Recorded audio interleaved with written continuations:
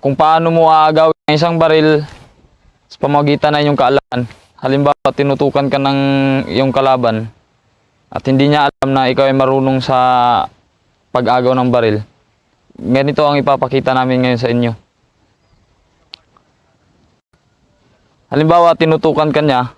Ang una mong gagawin, huwag ka munang mag-react kasi sa mangyayari, pag nag-react ka kaagad, malamang puputukan ka agad ng kalaban. Ang unang mong gagawin is lilibangin mo muna siya. Kunyari, gagambitin mo siya, lilibangin mo siya. Kuhanin mo yung atensyon niya para hindi niya agad ipuputok yung baril. Kunyari, gagawa ka ng dialogue na, "Sir, maawa ka, sir. Wala akong kasalanan." Ano po bang kasalanan ko? Hanggang makuha mo yung atensyon niya, hanggang maging busy yung isip niya, saka mo siya ngayon papasukin. By the number muna. Una, ang pinaka-dabis na technique talaga, kailangan alam mo yung 45 na technique. Kasi halimbawa, ganyan, pag nag-45 ka, makakaiwas ka na sa line of sight ng kalaban. Kung maipuputok man niya yung baril, at least andito na. Hindi ka na matatamaan ng bala. Papasukan mo siya ngayon ng 45 dito. Yung 45 ay yan yung pinaka-basic footwork ng PKT Tertia na martial arts. Yan yung pag-iwas sa line of attack ng kalaban. Kaya ginagamit ang 45. Pag ganyan, pasukin mo siya dito. Kung makakalabit man niya yung trigger,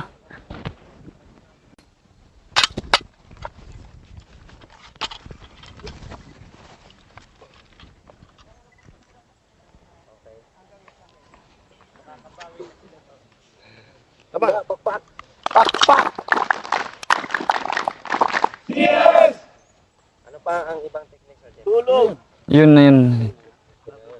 Meron namang yung kung pala, yung ako ang manutok, tapos ako may alam kong aagawin niya, tapos Paano mo idipinsa? paano ko iilag para hindi niya maagaw. Okay. Ikaw nga. Yung dadakutin mo, di ba? Dakot mo na, dakutin mo. Yan. Pag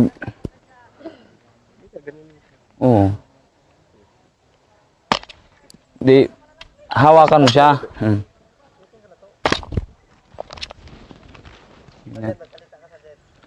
Una, tututok ko sa kanya yung baril. Tapos aagawin niya ngayon, hawakan niya yung baril. Ganyan. Ititwist ko lang siya papunta sa kanan para mapilipit yung kamay niya. Ganyan. Ulit. Sige.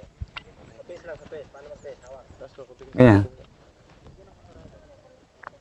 Ngayon, nadakot niya na yung baril ko, hawakan niya na. Ngayon, ititwist ko. Twist mo. Okay. Camera roll. Twist. Ititwist ko ngayon papunta dito sa kanan ko para mapilipit yung kamay niya, mawala ng lakas.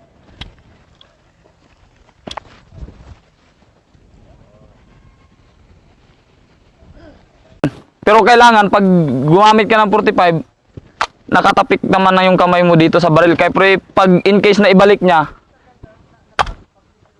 di niya na maibalik sa mukha mo ulit yung baril. Yun yung purpose nun. O pwede rin mag 45 ka ng kanan.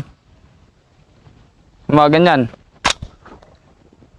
Kahit saan, kung saan ka komportable makailag. Yung purpose ng 45 na left and right. Ano ang pag-execute ng 45? Ihakbang lamang yung paa, kanan o kaliwa. Halimbawa ako, sanay ako sa kaliwa, humakbang. Dito ako iilag ngayon kasi yung ng kalaban, kanan yung kalaban, gagamitan ko ng kaliwa. I-counter attack ko yung kwan niya. So ganito yung pagpan. Ilag, tapos dadakutin mo ngayon yung handguard ng baril para hindi niya na maibalik sa'yo uli. Ilock mo na ngayon. Pwede rin dito, sa kabila. Ito naman yung 45 na kanan. Kung no choice ka, hindi ka makailag dito. O dito na lang ang possible choice. So dito ako ngayon iilag. 45 pa rin yung gamit ko.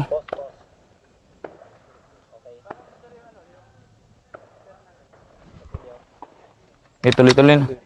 So ngayon papakita ko yung tuloy-tuloy na pag-agaw ng Ang gagawin namin is ito naman yung tinatawag na rifle manipulation. Kung paano mo rin ito ididipinsa ang baril mo na sa actual scenario na wala ka ng bala. Tapos paano mo ito idipinsa na ang kalaban ay mayroong bulo o itak. Ayan siya. Una is nakatutok ako sa kanya.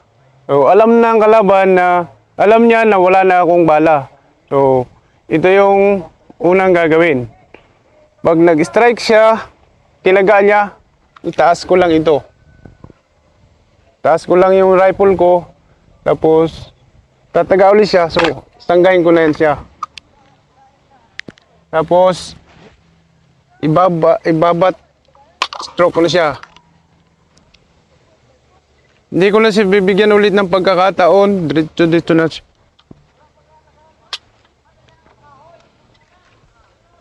Hanggang tuluyan na siya.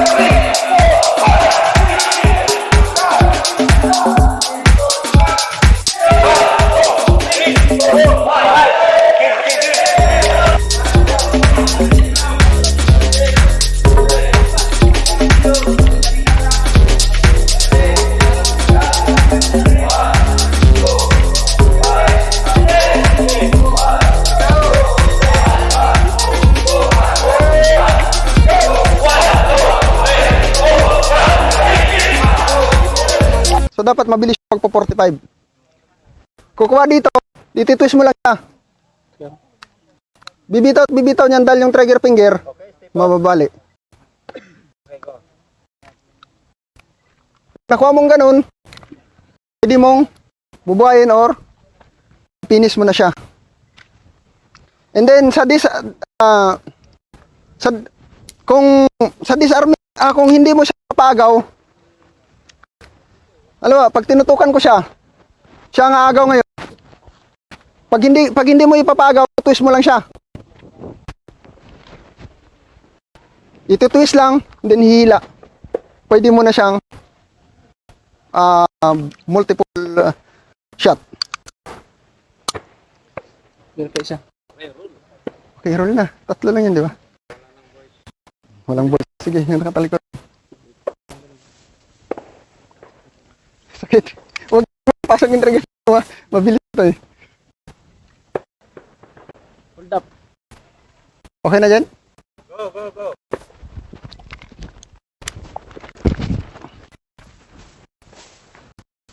The next. Harap.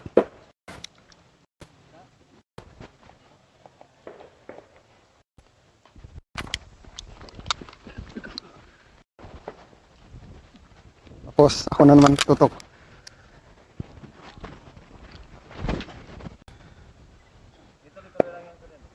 Tuloy-tuloy.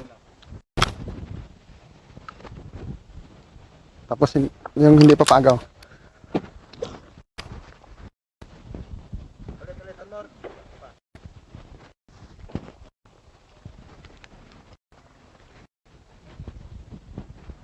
Okay na? Tutukan ka ng baril sa likod. Ganito yung gagawin mo lang. I-step ka para kung pinutok niya, hindi ka matatamaan.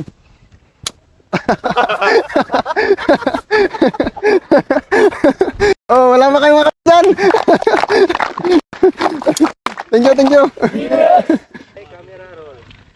Yun yung mga basic na paraan lang kung paano natin mapinsan kapag ay tutukan ng malapitan sa mga close quarter battle na pag tinutukan ka, halimbawa na jeep, nasa loob ng kwarto or nasa masiksikan na lugar, hold up ka, may basic ka kung paano mo siya madidisarming, and then matitake down at makukuha mo yung kanyang armas.